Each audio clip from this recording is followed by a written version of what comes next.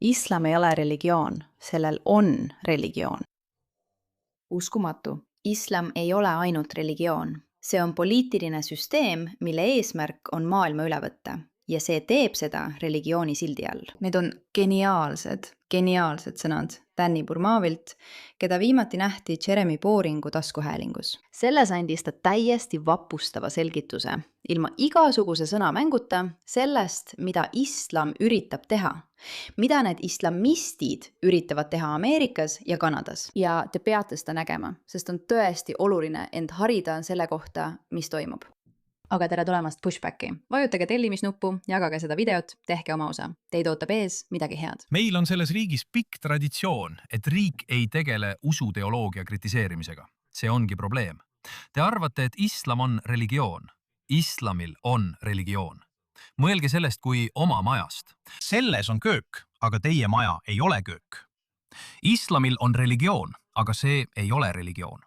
Kas islaam saab eksisteerida sellises süsteemis, kus konsensus määrab maa seadused? Vastus on ei, sest islam ei aksepteeri kriitikat.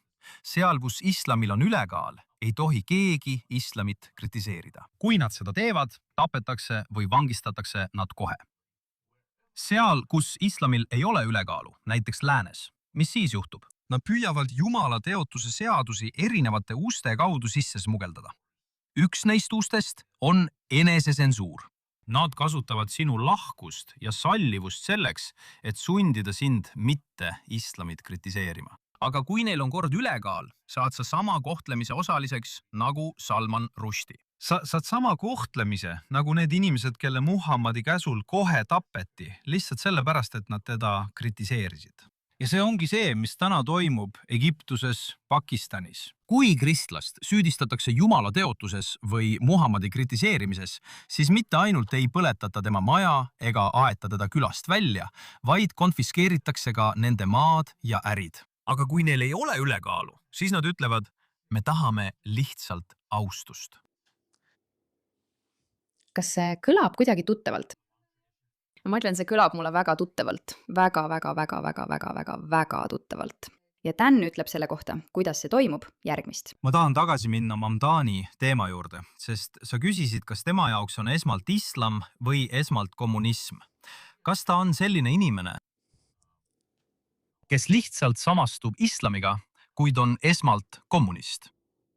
Kui see on tõsi, siis ta ei suruks selles võrrandis, selles liidus islami elemente esile. Ta keskenduks kommunismile, samal ajal määratledes end moslemina, et võita moslemite hääli. Aga jälgides tema tegusid ja olles teda peaaegu aasta jälginud, näed, et see ei vasta tõele. Tema Hamasi kaitsmine, tema viha Iisraeli vastu, tema poliitika, inimesed, keda ta valib erinevatele olulistele ametikohtadele. See ütleb mulle, et on samuti tõeline moslem ja pühendunud moslem. Nüüd võite küsida, kuidas saab moslem edendada kõiki neid islami vastu käivaid asju, nagu homoseksuaalsus ja abort? Ma ütlen teile, et kõik, mis edendab Allahi eesmärki,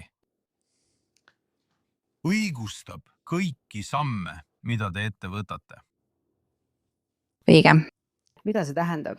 Kui nad teavad üsna lihtsalt, et neid rumalaid agendasid peale surudes, saavad nad võimule aidata rumalad inimesed, kes lasevad neil lihtsalt kasvada ja kasvada, siis on see lihtsalt õigustatud. Sest keda see huvitab, anna lihtsalt natuke aega. Ja ilmselgelt kaovad siis geid ning aborte ei hakka peaaegu üldse olema. Seda ei juhtu kunagi ja nii edasi ja nii edasi ja nii edasi. Aga see on lihtsalt lühiajaline mäng. Kui me saame lihtsalt öelda, et kasutame neid kasulikke idioote ja paneme nad meie poolt hääletama, sest kasutame kõiki nende rumalaid märksõnu, millesse me muidugi ise ei usu, siis on ju suurepärane. Teeme seda, sest see toob Allahi maailma lähemale, kiiremini, paremini ja tõhusamalt. Ta puudutab muidugi teemat, millest me kõik peaksime selles kontekstis rääkima. Kui sa arvad, et Iisrael läheb Ameerika Ühendriikidele maksma palju raha ja palju verd, sest me võitleme Iisraeli sõjas, siis mul on sulle sõnum. Sa oled idioot. Iisrael peab sõda, mida sa lõpuks ise pead pidama, kas sulle see meeldib või mitte. Sest Iisrael on sümbol ja me kõik oleme Iisrael, aga sa ei näe seda veel. Iisraeli rünnatakse mitte sellepärast, mida Iisrael teeb, vaid sellepärast, kes Iisrael on. See kurnamissõda ja Iisraeli enesekaitse, mida kujutatakse genotsiidina, on vahend, millega smugeldatakse lääne ühiskonda sama ideoloogiat, mis on hoidnud Iisraeli juba 80 aastat sõjas. Toimub operatsioon, mille eesmärk on islami džihaadi ümberbrändimine erinevate nimetuste all. Islami džihaad, see ekspansionistlik ja vallutav islami džihaad, müüakse Ameerika rahvale kui vabastusliikumisi, vastust imperialismile, vastupanu. Ja see on 50-aastase indoktrinatsiooni tulemus. jah, härra, kõik need asjad on omavahel seotud. Kõik on omavahel seotud, Iisrael, kõik on tõesti seotud ja minu jaoks on täiesti uskumatu, et inimesed ikka veel aru ei saa. Põhjus, miks sa arvad, et Iisrael ei tee seda, mida ta peaks tegema, on see, et nad on siin taju pesnud. Sa hakkad tegelema sama probleemiga, millega Iisrael tegeleb. Islamistidega, kellele ei meeldi sinu maailmavaade, kellele ei meeldi sinu vabadus ja kellele ei meeldi sinu väärtused, nii et nad lihtsalt ründavad sind. Tundub tuttav. Kõik, kellele ei meeldi islami idee, on kahjuks, isegi kui nad ise sellest aru ei saa, Iisraeli poolel. Aga neil udeb aega, et sellest aru saada. See on okei, see pole selle video mõte. Mõte on selles, et inimesed peavad mõistma, kuidas islam üritab pallutada. See on peen, see on kaval, see on intelligentne. Ja see töötab, kui me tegelikult ei pane tähele, mis toimub. Muide, Danny Burmavi teeb suurepärase klipi, mis selgitab, mis toimub Kanadas. Vaatame seda. Päädab ära. Tere kõigile, mina olen Danny Burmavi. Oletame, et Kanada tahab tungida Ameerika Ühendriikidesse ja riigi okupeerida. Ameeriklased saaksid sellest kohe aru. Miks? Sest Kanada on riik ja tuleb üle piiri vägede, tankide, relvadega ning tuleb okupeerima. Nüüd, kui sa mõtled, et riik on territoriaalne üksus, siis sa reageerid, eks? Sest see on definitsioon, milles läänes on kokku lepitud. Aga mida lääne inimesed ei tea, on see, et riigi definitsioon islamis ei ole sama. Riik islamis on kogukond, umma, rahvas. Ja sellel riigil ei ole piire. See on alati laienemas. Sellel on piiriala. Kui see riik okupeerib sinu riiki, siis sa ei teaks seda.